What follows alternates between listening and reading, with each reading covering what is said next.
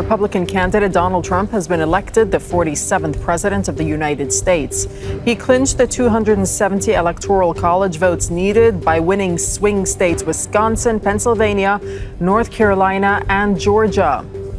Well, Trump's rival Kamala Harris has lost her bid to become America's first woman president. She's not conceded yet. She became the Democratic Party candidate in July after President Joe Biden withdrew from the race under pressure from within the party. And Republicans have also reclaimed a majority in the U.S. Senate. It's still too early to know who will control the House of Representatives, though. Meanwhile, the U.S. dollar is set for its biggest one-day rise in almost 5 years. So the outcome of the U.S. election has an impact around the globe, perhaps most notably in the Middle East and Iran. The Israeli Prime Minister Benjamin Netanyahu has congratulated Donald Trump on what he calls his historic White House return and has reaffirmed strong U.S.-Israel alliance. The Iranian government spokesman has dismissed U.S. presidential election impact on his country, saying that U.S.-Iran policies remain fixed regardless of the leadership.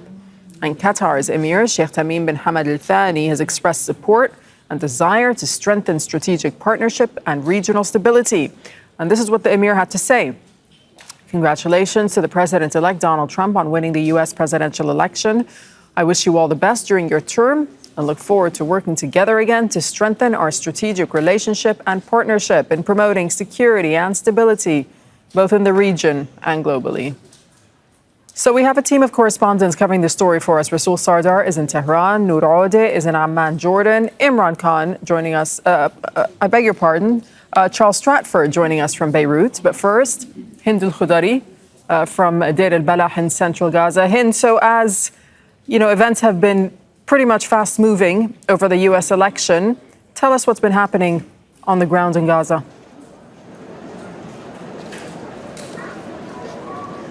Well, the situation in the northern Gaza continues to escalate. We're talking about more than 30 days of this Israeli siege, but also the Israeli forces have been targeting residential homes and houses in Beit Lahia, and they're also imposing another a very strict siege on people in Beit Lahia as the tanks there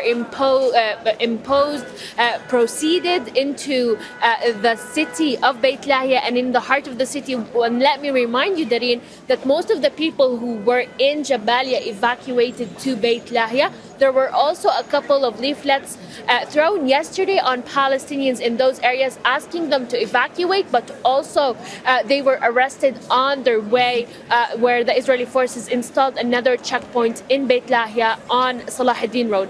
Dareen, we're talking about an area that has been blockaded for more than 30 days without food, water, and there's constant Israeli airstrikes and Israeli shells, and there's not even civil defense teams, ambulances, and the only hospital that's facilitating right now is Kamal Adwan, and still people are striving to find food and trying to find water for their children because there has been no aid or food entering that area for more than 30 days now. Dareen. Thank you so much, Hind, for that reporting from Gaza. Well, we can now bring in Charles Stratford, who's joining us from Beirut for reaction from there. And Charles, there has been reaction by the Lebanese caretaker Prime Minister Najib Mikati to the U.S. election. What did he have to say? It was a pretty brief statement, Doreen. He basically congratulated Trump on his win and the the American people on what he described as, their democratic election. It was fairly brief. He then went into details, basically reiterating what he said in the past, saying how important it was for the UN Security Council Resolution 1701 to be fully implemented. We know that there are problems there. Following negotiations, following visits by the US envoy Amos Hochstein in recent weeks, still no agreement on how 1701 will be implemented. There is, I think it's fair to say, deep distrust and skepticism here in Lebanon as this war goes on, and specifically with respect to Donald Trump, the president-elect. Trump says that he's a man that wants to end wars, but that skepticism here basically sits on the premise that people believe, they say, that Trump is far closer to Netanyahu, for example, than Biden was. There is this sense that without any kind of ceasefire, without any real progress in that ceasefire, we could well see certainly an escalation between now and when Trump takes office on January the 20th. Also, there has been reaction from the new Hezbollah leader in the last few minutes. Naim Qassem, the new Secretary General of Hezbollah, in a recorded message, his second recorded message since becoming the leader of the group. I'll read you some of the most salient points. He said that Hezbollah had prepared readiness, capabilities and weapons and training to confront the enemy. He said, there is one thing that will end this war, and that is the battlefield. This war is not winnable for the Israelis. We have tens of thousands of trained resistance fighters capable of confronting the enemy.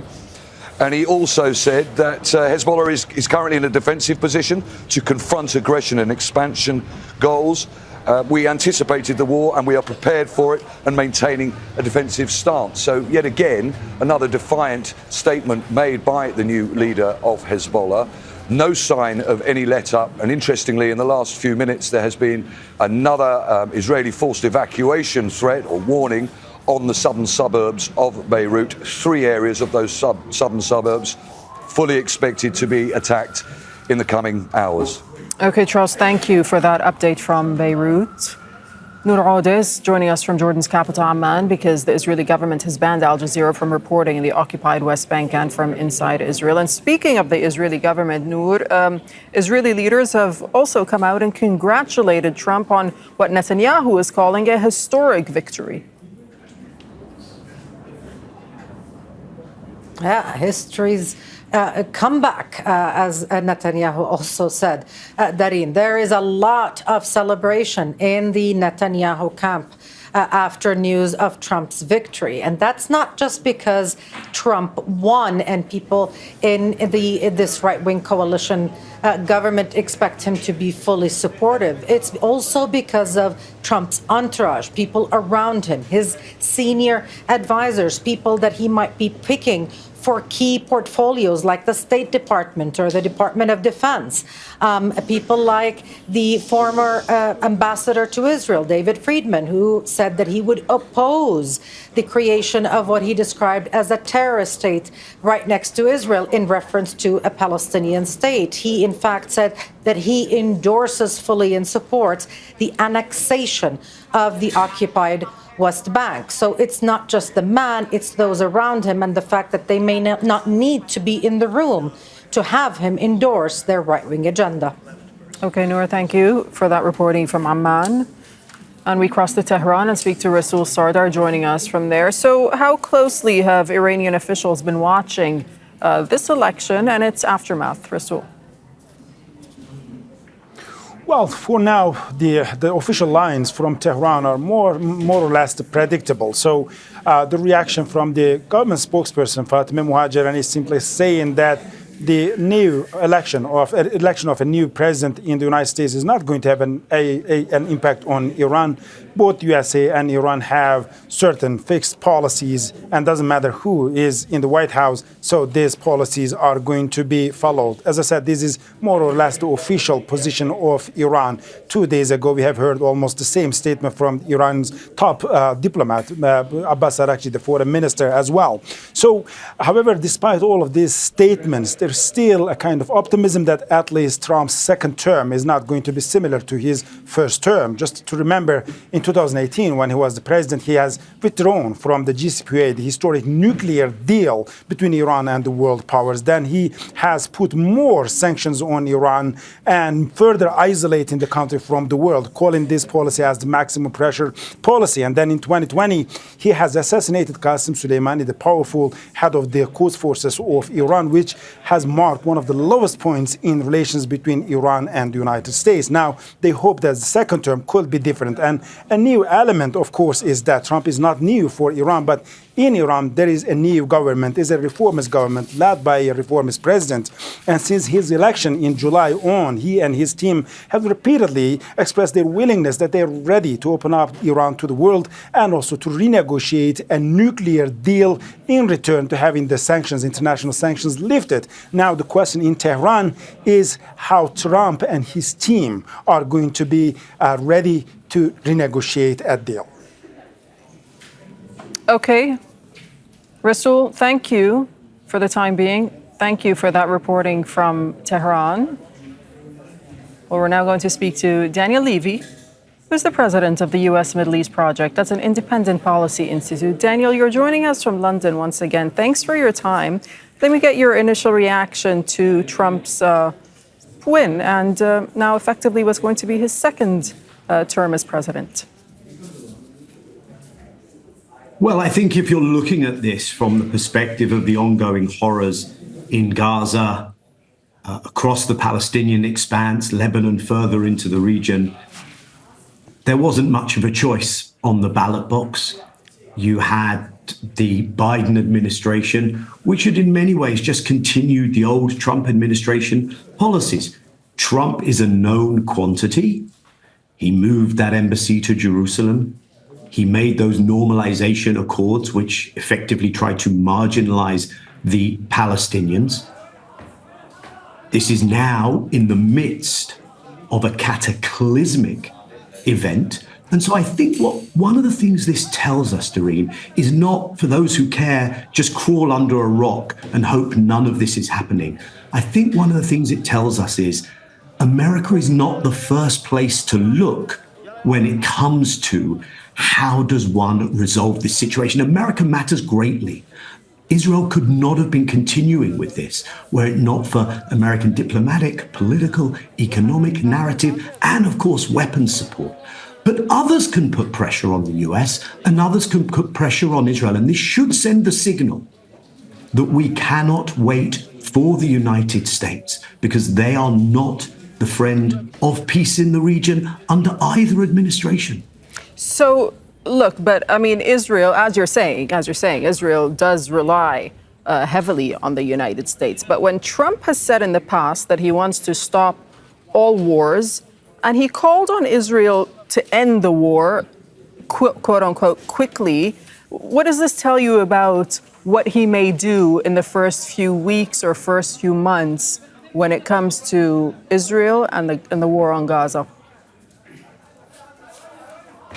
Look, I don't think it tells us very much, Doreen. I think there is going to be a debate inside a Trump administration where there is a wing that believes in more assertive American primacy of the type we are used to, and a wing that, and Trump has spoken to not having a world so full of war and chaos. So a wing that speaks to America not being the world policeman, not being dragged into these military adventures. He didn't last time, but now put that through the lens of Israel, Palestine, Middle East. The Republican ecosystem is deeply supportive of Israeli apartheid, occupation, militarism. The donor class on the Trump side, the lobbying groups from Christian evangelicals to the hardline Jewish groups on the Republican side, those who are likely to staff up a Trump administration. We saw that cast of characters last time. However, is there a scenario in which he says, I want to put a stop to this? And is there a scenario in which what I think Trump will be looking to achieve with Putin also has a knock-on effect to not expand the conflict with Iran, for instance? One can look to those things. However, the likelihood that we will see a permissive environment, which we've seen under Biden and which may be accelerated under Trump, the likelihood that there will be crackdowns inside the US on protests, even more than we've seen in the past, all that should be factored in when one has any expectation of this getting better. And that is why I think it matters whether those in the global south and elsewhere say this is an issue on which we cannot see this continuing, and we're willing to practically act. People are going to have to get much more out of their comfort zone if we don't want this to get even worse over the next months and years. Okay, thank you so much, Daniel Levy. Thanks for your time from London. Thank you, Doreen. Make sure to subscribe to our channel to get the latest news from Al Jazeera.